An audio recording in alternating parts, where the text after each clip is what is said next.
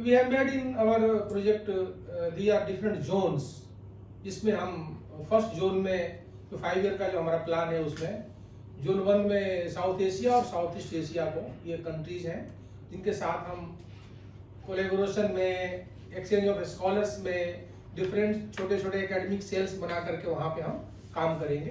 तो ये जोन 1, 2, 3 आप देखेंगे किस प्रकार से इसमें हमें रिसर्च करने का है, पब्लिकेशन करने का है, डॉक्यूमेंटेशन करने का है, और जो डिप्लेटिंग जो इंस्क्रिप्शंस वहाँ पे हैं या अनपढ़ अनडेसिफर्ड जो इंस्क्रिप्शंस हैं उनको डॉक्यूमेंट करने की बातें हैं।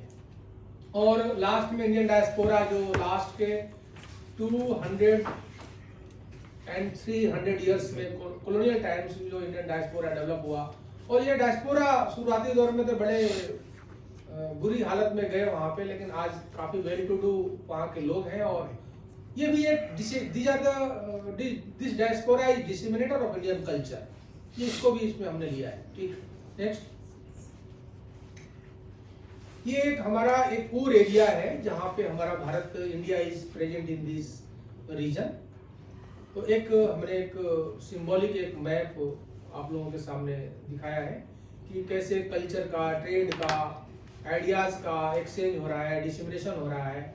इस मैप के माध्यम से आप लोगों को मैं दिखा रहा हूँ। ठीक, next. What is Indira Gandhi, आप लोगों ने जान ही लिया होगा। Indira Gandhi national institute of the arts is an autonomous institution under the Ministry of Culture that focus on comprehensive investigation, exploration, documentation, publication in the field of the arts. And the art compass a wide range of subjects from archaeology and anthropology to visual and performing arts.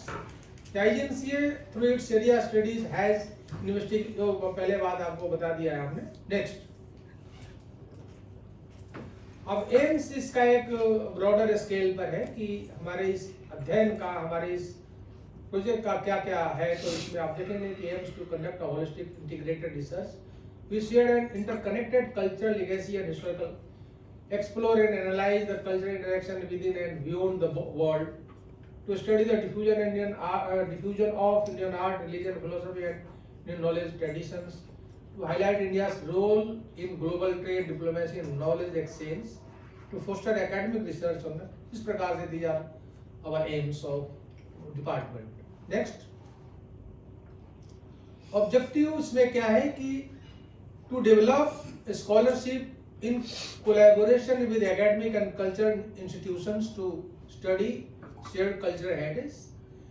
We have to, हमें एक digital repository बनाने का हमने एक plan कर रखा है जिसमें जितना काम हुआ है अब तक, क्योंकि ये this greater India society was found by Bengali historians in October 1926 and a journal was being published as a the greater India bulletin and the journal of greater India, and in Hindi there was also a journal named Vishal Bharat.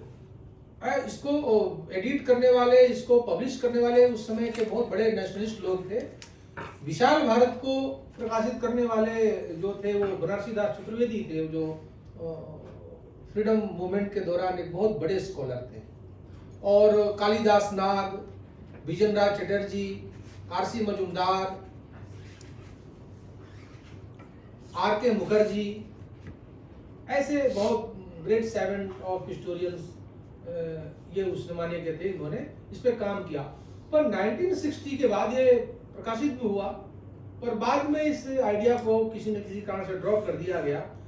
1000 books लिखी गई इसके ऊपर, हिंदी में भी, English में भी, French में, German में, ढेर सारी पुस्तकें, India, Malaysia, Indianised states of south east Asia,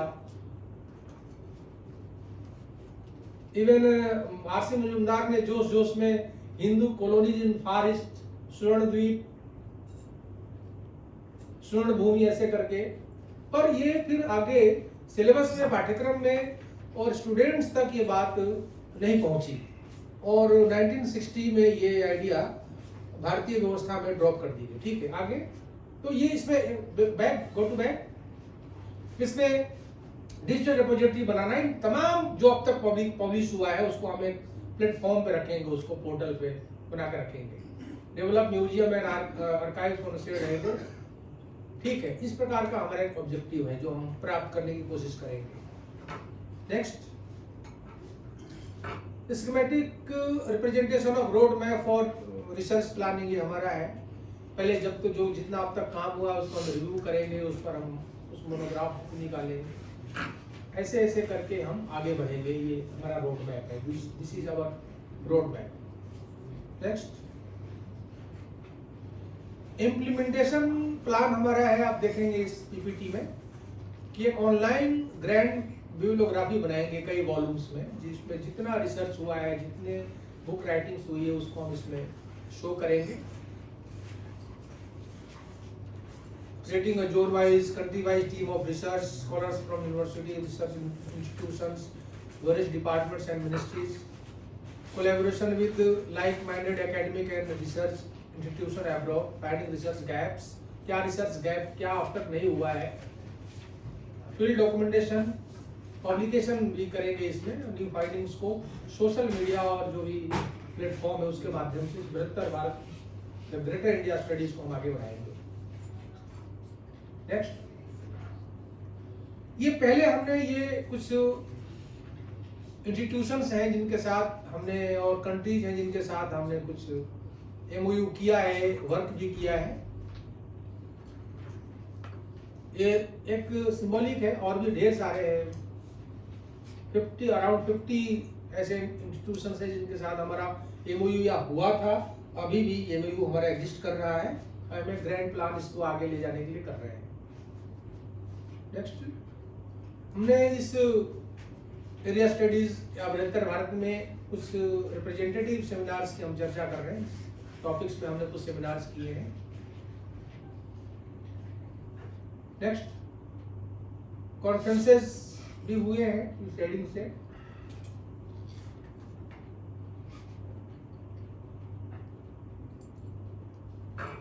next, कुछ पब्लिकेशंस हैं हमारे ये जो अभी तो हाल ही में in 1924 I have written the book China through Indian eyes on the basis of what is Indian perception of China in colonial times. In other words, what was the colonial encounter of India and China? How Indians perceived China in colonial times? What was our nature of relation? What was our scope of relation? तो इस book में ये publish हमने कराई थी, और कुछ और पब्लिकेशन जो हमारे से पहले के जो लोगों ने किया है इस फील्ड में, उसका ये यहाँ पे प्रेजेंटेशन है इस पीपीटी में। ये किताब आपने लिखी है? Yes, China through Indian eyes I have written,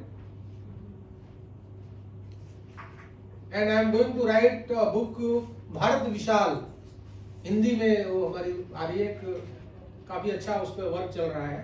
अब तक जितना काम हुआ है वो, और कहाँ पे ये हमारे पदचिन्ह, हमारे भारत के लोगों के पदचिन्ह किन किन देशों में, किन किन सभ्यताओं में, संस्कृतियों में अभी भी इंडिया प्रेजेंट है, उस पे हमारा ये काम चल रहा है। बुद्ध शासनम चिरम तिष्ठतु। सो इसमें किन किन विषयों पे आपने दृष्टि डाली है? भारत विशाल में नहीं, आपकी किताब ये China through Indian eyes. We have written book on China through Indian writings. What was published in the last 200 years in India about China? चीन के बारे में हमारे यहाँ क्या क्या छपी न्यूज़पेपर में, मोनोग्राफ में, डायरीज में, ट्रेवलॉग्स में, रिपोर्टिंग्स में, चाइना को as a nation, as a civilisation क्या छवि थी, इमेज क्या थी उसकी। क्योंकि हम देखते हैं कि इंडिया चाइना का रिलेशन बहुत ही एक यूं के इटर्नल फ्रेंडशिप है इंडिया चाइना, लेकिन आज ऐसा लग रहा है कि अब चाइना से बड़ा दुश्मन हमारा कोई नहीं है। पर आप ये देखेंगे कि 11वीं सेंचुरी तक चाइना के लोग ये मानते थे कि चीन के अंदर जो लोग डिपार्टेड सोल जो मर जाते हैं लोग, उनकी आत्माएं भारत में जाकर स्थापित होती है।